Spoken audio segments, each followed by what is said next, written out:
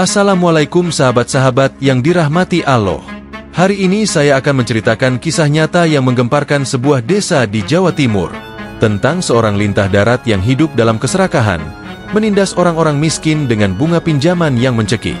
Namun, saat ajal menjemput, jasadnya mengeluarkan darah hitam tanpa henti, menebarkan bau busuk yang membuat warga ketakutan. Namun sebelumnya, saya sarankan untuk menuliskan sholawat Nabi Muhammad agar kelak sholawat ini menjadi saksi untuk mendapat syafaat di akhirat. Jangan lupa untuk like dan subscribe channel ini agar kisah penuh hikmah ini bisa terus tersebar luas dan menjadi amal jariah yang tak terputus. Kota kecil di Jawa Timur itu tengah diliputi suasana muram. Malam turun dengan cepat, membawa hawa dingin yang merayap di antara rumah-rumah penduduk. Namun, ada sesuatu yang berbeda kali ini. Warga berbisik, membicarakan kabar mengejutkan yang datang dari rumah besar di ujung desa. Badrun, seorang pria kaya yang selama ini dikenal sebagai lintah darat kejam, ditemukan meninggal dunia secara mendadak. Tidak ada yang tahu pasti penyebabnya. Tubuhnya tergeletak kaku di dalam kamar. Matanya terbuka lebar dengan ekspresi ketakutan yang membeku di wajahnya. Kabar kematiannya menyebar seperti api. Beberapa orang datang hanya untuk memastikan bahwa pria yang selama ini menindas mereka benar-benar telah tiada. Namun, di balik kematian itu, ada sesuatu yang lebih mengerikan. Saat keluarga dan beberapa warga berusaha menyiapkan jenazah untuk dimandikan, mereka menemukan hal yang tidak biasa. Tubuh Badrun terasa jauh lebih berat dari seharusnya. Saat salah seorang pemandi mayat menyentuh kulitnya, ia tersentak. Tubuh itu terasa lebih dingin dari biasanya, seakan bukan lagi jasad manusia biasa.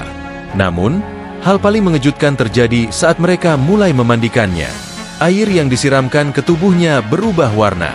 Bukannya mengalir jernih, air itu bercampur dengan cairan hitam pekat yang keluar dari pori-porinya. Seorang lelaki tua yang ikut membantu memandikan jenazah mundur dengan wajah pucat. Astagfirullah, ini darah. Seisi ruangan terdiam. Bau anyir menusuk hidung mereka. Darah hitam itu terus mengucur, mengotori kain kafan yang telah disiapkan. Mereka mencoba membersihkannya, mengganti kain yang berulang kali basah oleh cairan hitam tersebut, namun hasilnya tetap sama. Ketakutan mulai menyelimuti mereka. Beberapa orang memutuskan untuk keluar dari ruangan, tidak sanggup melihat kejadian yang begitu ganjil. Sementara itu, di luar rumah, warga semakin ramai berkumpul. Bisik-bisik mereka berubah menjadi gumaman keras. Beberapa menyebut ini sebagai tanda buruk. Di tengah kepanikan itu, seseorang mengusulkan untuk memanggil Ustaz Harun. Hanya dia yang mungkin bisa memberikan jawaban atas kejadian ini. Saat malam semakin larut, rumah besar itu semakin dipenuhi oleh ketakutan. Tak ada yang tahu apa yang sebenarnya terjadi. Tetapi satu hal yang pasti, kematian Badrun tidaklah wajar. Rumah besar Badrun semakin dipenuhi bisik-bisik ketakutan. Beberapa warga memilih mundur, tak berani mendekat lagi. Sementara itu, darah hitam masih mengalir dari tubuh Badrun, seolah ada sesuatu yang mengendap dalam dirinya dan kini merembes keluar. Di tengah kepanikan itu, seorang pemuda berlari menuju masjid untuk mencari Ustaz Harun. Nafasnya tersengal saat tiba di halaman masjid, mendapati sang ustaz masih duduk berzikir usai salat Isya. Ustaz, jenazah Badrun. Darahnya keluar terus, baunya anyir, semua orang ketakutan. Ustaz Harun membuka matanya perlahan. Wajahnya tetap tenang meskipun mendengar kabar yang begitu mengejutkan. Ia bangkit tanpa bertanya lebih lanjut, mengenakan sarungnya, lalu berjalan mengikuti pemuda itu menuju rumah Badrun. Saat mereka tiba, puluhan warga sudah berkumpul. Beberapa orang duduk dengan wajah pucat, sementara lainnya berdiri dengan ekspresi ngeri. Suara mereka berdesis rendah, seolah takut sesuatu yang tak kasat mata mendengar. Ustaz Harun melangkah masuk ke dalam rumah. Bau anyir langsung menyambutnya, menyengat hingga menusuk ke tenggorokan. Namun, raut wajahnya tetap tak berubah. Ia mendekati jenazah Badrun yang masih terbujur kaku, kini terbungkus kain kafan yang basah oleh darah hitam yang terus mengalir. Ia menarik napas dalam-dalam, lalu meminta air dalam ember untuk disiramkan ke tubuh jenazah sekali lagi. Begitu air itu menyentuh kulit Badrun, cairan hitam kembali mengalir, lebih pekat, lebih banyak. Para warga yang menyaksikan mulai merinding. Ada yang menggigit bibir, ada pula yang memalingkan wajah, tak sanggup melihat lebih lama. "Apa ini, Ustaz?" tanya salah seorang warga dengan suara gemetar. Ustaz Harun menghela napas. Ia memandangi wajah Badrun yang masih dipenuhi ekspresi ketakutan, lalu mengarahkan tatapannya pada darah hitam yang terus keluar. "Ini bukan sesuatu yang biasa," jawabnya dengan suara tenang. "Bisa jadi ini adalah peringatan." Warga semakin berbisik-bisik. Beberapa dari mereka saling bertukar pandang, seolah mengingat kembali bagaimana Badrun menjalani hidupnya.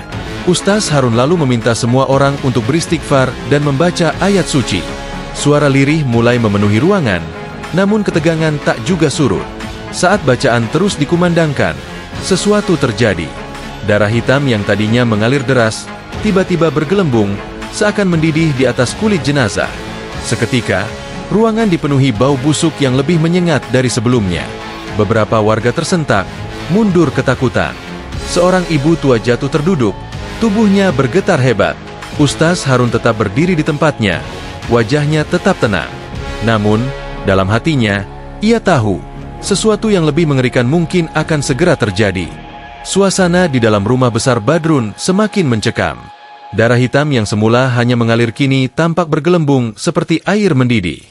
Bau busuk yang menyengat membuat beberapa orang terpaksa menutup hidung, sementara yang lain memilih keluar, tak sanggup bertahan di dalam ruangan lebih lama. Ustaz Harun tetap berdiri tegak, menatap jenazah Badrun dengan sorot mata tajam. Ia kemudian berujar dengan suara dalam, "Semua yang ada di sini, teruslah beristighfar." Warga yang masih bertahan mulai menggema dengan bacaan istighfar, meski suara mereka bergetar karena ketakutan. Namun, semakin lantang mereka membaca, semakin aneh fenomena yang terjadi. Darah hitam yang semula mengucur kini menyembur lebih deras, seolah ada sesuatu yang marah. Tiba-tiba, lampu di dalam rumah berkedip-kedip sebelum akhirnya padam sepenuhnya. Ruangan mendadak gelap gulita, hanya diterangi cahaya dari lampu minyak yang dibawa oleh beberapa warga. Suara napas tertahan terdengar dari berbagai sudut. Di tengah kegelapan, beberapa orang mulai merasakan hawa dingin yang menusuk tulang, berbeda dari sekadar hembusan angin malam biasa. Kemudian, terdengar suara aneh, samar, namun cukup jelas. Seperti suara seseorang mengerang pelan, disertai bunyi berdecak yang membuat bulu kuduk meremang. "Astagfirullah," bisik seorang pria tua di sudut ruangan. Mendadak, kain kafan yang membungkus tubuh Badrun bergerak sendiri, bergetar seolah ada sesuatu di dalamnya yang ingin keluar. Seorang pemuda yang berdiri paling dekat langsung melangkah mundur dengan wajah pucat. "Ustaz, jenazahnya." Ustaz Harun mengangkat tangannya, memberi isyarat agar semua tetap tenang. Dengan suara tegas, ia mulai membaca ayat suci. Suaranya menggema memenuhi ruangan yang gelap. Namun, belum selesai satu ayat ia lantunkan, tiba-tiba kain kafan itu robek sendiri. Dari dalamnya, semburan darah hitam keluar lebih deras, menyiram lantai kayu dan mengalir seperti sungai kecil. Teriakan ketakutan pecah. Beberapa warga lari keluar rumah, tak sanggup lagi melihat kejadian yang begitu di luar nalar. Sementara itu, Ustaz Harun tetap berdiri di tempatnya. Matanya menatap lurus ke arah jenazah yang masih bergetar aneh. Lalu ia mengucapkan satu kalimat yang membuat semua orang terdiam dalam ketakutan. "Badrun, kau belum selesai menerima balasanmu." Di saat itu juga, terdengar suara gemuruh dari luar rumah. Angin bertiup kencang, menerbangkan dedaunan dan mengguncang pepohonan. Dan di dalam rumah, sesuatu mulai bergerak di dalam kain kafan yang tersisa. Hawa dingin semakin menusuk. Angin yang bertiup dari jendela yang terbuka tiba-tiba berhenti, seolah ada sesuatu yang menghisap udara di dalam rumah. Warga yang masih bertahan berdiri kaku, beberapa di antaranya gemetar hebat, tak sanggup berpaling dari jenazah Badrun yang masih mengeluarkan darah hitam pekat. Namun kini, bukan hanya darah yang membuat mereka ketakutan. Kain kafan yang tersisa kembali bergetar, lebih keras dari sebelumnya. Seperti ada sesuatu di dalamnya yang mencoba meronta, berusaha keluar dari jerat yang tak terlihat. Lalu, terdengar suara, perlahan, lirih, namun begitu jelas di telinga mereka. Suara berat, serak, dan terdengar seperti berasal dari dalam kain kafan yang telah robek. "Tolong, aku panas, aku gelap." Jantung warga seakan berhenti berdetak. Beberapa orang saling berpandangan dengan wajah ketakutan. Bagaimana mungkin suara itu terdengar? Bukankah Badrun sudah mati? Seorang pemuda bernama Rudi tak kuasa menahan ketakutannya. Dengan wajah pucat pasi, ia mundur perlahan, namun kakinya tersandung sesuatu di lantai. Ia jatuh terduduk, matanya masih menatap ke arah jenazah yang kini tampak lebih mengerikan. "Ustaz, jenazahnya berbicara," teriaknya histeris. Namun Ustaz Harun tetap tenang. Ia tak bergeming sedikit pun, hanya mempererat genggamannya pada tasbih kayu yang selalu ia bawa. Dengan suara lantang, ia kembali membaca ayat suci, mencoba mengusir keanehan yang sedang terjadi. Namun suara itu kembali terdengar. Kali ini lebih jelas. "Panas, sakit, lepaskan aku." Mendadak, tubuh jenazah Badrun bergerak. Bukan hanya kain kafannya yang bergetar, tetapi tubuhnya sendiri. Jemarinya yang kaku perlahan mencengkeram lantai kayu yang basah oleh darah hitam. Lalu dari mulutnya yang setengah terbuka, keluarlah suara yang membuat bulu kuduk semua orang berdiri. "Aku melihat api." Suasana mendadak semakin kacau. Seorang ibu tua langsung menjerit dan jatuh pingsan di tempat. Beberapa pemuda bergegas mengangkatnya keluar rumah, sementara yang lain tetap terpaku di tempat, terlalu takut untuk bergerak. Ustaz Harun mengambil napas dalam. Ia menatap tajam ke arah jenazah Badrun yang kini tampak seperti hidup kembali, meskipun semua orang tahu bahwa ia sudah tak bernyawa. Dengan suara tegas, Ustaz Harun berucap, "Badrun, jika kau melihat api, maka itu adalah balasan atas semua perbuatanmu. Kembalilah pada tempatmu. Dunia ini bukan lagi untukmu." Tiba-tiba, angin berembus kencang ke dalam rumah, menerpa tubuh Badrun yang mulai mengejang. Darah hitam yang mengalir kini tampak mengering, seperti lumpur yang mengeras di bawah terik matahari. Suara rintihan pun perlahan menghilang, menyisakan kesunyian yang mencekam. Beberapa warga masih berdiri kaku, tak percaya dengan apa yang baru saja mereka saksikan. Tak ada yang berani bersuara, bahkan untuk sekadar menarik napas dalam-dalam.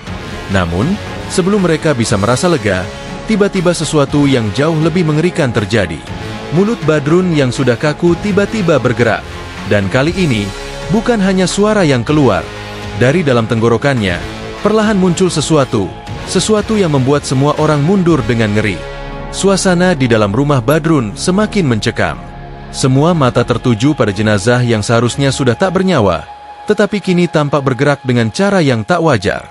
Mulutnya yang menganga semakin terbuka, seolah ada sesuatu yang ingin keluar dari dalam tubuhnya. Warga yang masih bertahan di dalam rumah menelan ludah. Tak ada yang berani bergerak. Napas mereka tercekat saat melihat bayangan hitam pekat merayap keluar dari tenggorokan Badrun. Benda itu menggeliat seperti makhluk hidup, licin dan berkilat di bawah cahaya lampu minyak. Tiba-tiba, suara berdecak yang menyerupai suara ular terdengar dari dalam mulut jenazah. Lalu sesuatu keluar, panjang, hitam, dan berlendir. "Astagfirullah!" seru seorang pria tua sambil melangkah mundur dengan wajah pucat. Seekor belatung raksasa, sebesar lengan orang dewasa, meluncur keluar dari mulut Badrun. Tubuhnya menggeliat, berlumuran darah hitam yang kental dan berbau busuk. Warga yang melihatnya langsung menjerit dan berhamburan keluar rumah, tak sanggup lagi menyaksikan teror yang ada di depan mata mereka. Namun, bukan hanya belatung itu yang keluar. Dari dalam tubuh Badrun, muncul sesuatu yang lebih menjijikkan. Cacing-cacing putih kecil bergerak keluar dari matanya, telinganya, bahkan dari lubang hidungnya. Seolah-olah tubuhnya menjadi sarang makhluk-makhluk menjijikkan yang hidup di dalam bangkai yang belum membusuk sempurna. Seorang pemuda yang masih bertahan langsung muntah di tempat. Tubuhnya gemetar hebat. Matanya menatap penuh ketakutan ke arah mayat yang kini tampak lebih mengerikan dari sebelumnya. Ustaz Harun tetap berdiri di tempatnya. Dengan suara lantang, ia kembali melantunkan ayat suci, berharap mampu menghentikan kengerian yang tengah berlangsung. Namun sesuatu yang lebih mengerikan terjadi. Jenazah Badrun, yang seharusnya diam tak bergerak, tiba-tiba mengangkat kedua tangannya dengan kaku. Lehernya menegang, dan dari mulutnya yang sudah robek karena belatung tadi, keluarlah suara serak yang terdengar lebih menyeramkan dari sebelumnya. "Jangan bakar aku, jangan seret aku." Warga yang masih bertahan semakin panik.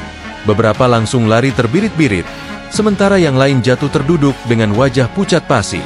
Ustaz Harun menguatkan hatinya. Ia tahu, ini bukan sekadar kejadian biasa. Ini adalah peringatan. Dengan suara lantang, ia berseru, "Badrun, ini bukan tempatmu lagi. Pergilah ke tempat yang telah disediakan untukmu." Tiba-tiba, rumah Badrun bergetar. Seolah ada gempa kecil yang mengguncang bangunan tua itu. Belatung raksasa yang tadi keluar dari mulut jenazah menggeliat liar, lalu pecah, mengeluarkan cairan busuk yang menyebar ke seluruh ruangan. Dari luar rumah, terdengar suara gemuruh yang makin lama makin keras. Angin bertiup kencang, membawa aroma menyengat yang membuat warga menutup hidung. Dan di dalam rumah, jenazah Badrun masih terus bergetar, seakan ada sesuatu yang menariknya dari dalam tanah. Lalu, dalam hitungan detik, sesuatu terjadi yang membuat semua orang menjerit ketakutan. Tubuh Badrun yang terbujur kaku di lantai mendadak tersentak. Jemarinya menegang, rahangnya terkatup dengan suara keras. Darah hitam yang terus mengalir dari hidung, mata, dan mulutnya kini berbuih seperti air mendidih. Tubuhnya mulai bergetar hebat, seolah ada kekuatan tak terlihat yang menariknya dari dalam tanah. Lantai rumahnya yang terbuat dari kayu berderak, muncul retakan panjang yang menjalar dengan cepat. Warga yang masih bertahan langsung mundur ke sudut ruangan, menatap dengan ngeri. Tiba-tiba, dari bawah tubuh Badrun, muncul suara gemuruh seperti tanah yang terbelah. Lantai kayu yang menopang jenazahnya pecah berkeping-keping. Dari dalam retakan, keluarlah cairan hitam pekat yang lebih busuk dari sebelumnya. Bau anyirnya memenuhi ruangan, membuat beberapa orang muntah di tempat. Dan kemudian, sesuatu yang tak pernah mereka bayangkan terjadi. Tubuh Badrun mulai tenggelam ke dalam lantai yang hancur, seolah ada kekuatan yang menariknya ke dalam perut bumi. Jemarinya mencakar kayu di sekitarnya, seakan berusaha bertahan. Namun, semakin kuat ia mencengkeram, semakin cepat tubuhnya terseret masuk. Jangan! Suara seraknya menggema, namun perlahan berubah menjadi rintihan panjang yang menyayat hati. Ustaz Harun tetap berdiri tegak. Dengan penuh keyakinan, ia terus melantunkan doa, tak membiarkan ketakutan menguasai dirinya. Warga yang menyaksikan kejadian itu hanya bisa berdiri mematung. Beberapa orang berteriak, sebagian besar lari tunggang langgang meninggalkan rumah itu, tak sanggup lagi melihat apa yang terjadi. Dalam hitungan detik, hanya kepala Badrun yang tersisa di atas lantai yang pecah. Wajahnya yang dulu angkuh kini penuh kepanikan. Matanya membelalak, mulutnya terbuka lebar, seperti ingin berteriak, tapi tak ada suara yang keluar.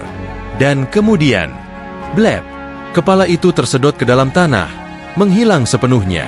Rumah yang tadinya bergetar mendadak sunyi. Yang tersisa hanyalah lubang besar di tengah ruangan, menganga seperti mulut neraka yang baru saja menelan seseorang. Cairan hitam masih menggenang di dalamnya, perlahan meresap ke dalam tanah, meninggalkan bekas pekat yang menjijikan. Ustaz Harun menarik napas panjang. Ia tahu, kejadian ini bukan sekadar hukuman, melainkan peringatan. Tak ada satupun warga yang berani mendekati lubang itu. Tak ada yang berani mengatakan sepatah kata pun. Mereka hanya berdiri dalam diam, tubuh mereka masih gemetar. Salah satu pria tua di antara mereka akhirnya berbisik dengan suara nyaris tak terdengar. Sudah berakhir. Namun, mereka semua tahu, ini bukan sekadar akhir dari seorang Badrun. Ini adalah awal dari sebuah kisah yang akan terus diceritakan dari generasi ke generasi. Tentang seorang lintah darat yang hidup dalam keserakahan. Tentang seorang pria yang tak pernah mengenal belas kasihan. Dan tentang bagaimana tanah sendiri menolak tubuhnya. Hikmah dari kisah ini, sebesar apapun kekuasaan dan kekayaan yang dimiliki seseorang, jika diperoleh dengan cara menindas dan menzalimi orang lain, maka pasti ada balasannya. Allah tidak pernah lalai dalam menghisap setiap perbuatan hambanya. Seperti dalam firman-Nya, dan janganlah sekali-kali orang-orang yang kafir menyangka bahwa penangguhan, hukuman, kami untuk mereka itu lebih baik bagi mereka. Sesungguhnya kami menangguhkan mereka hanyalah supaya bertambah-tambah dosa mereka, dan bagi mereka azab yang menghinakan. Quran Surah Ali Imran 178. Kisah ini hanyalah fiktif yang dibuat seperti nyata agar bisa kita ambil hikmahnya. Semoga kita semua dijauhkan dari sifat tamak, kezaliman, dan kesombongan, serta senantiasa berjalan di jalan yang diridai Allah. Terima kasih sudah menonton hingga akhir. Jika kalian suka dengan cerita ini, jangan lupa untuk like, subscribe, dan tuliskan pendapat kalian di kolom komentar. Sampai jumpa di kisah penuh hikmah berikutnya.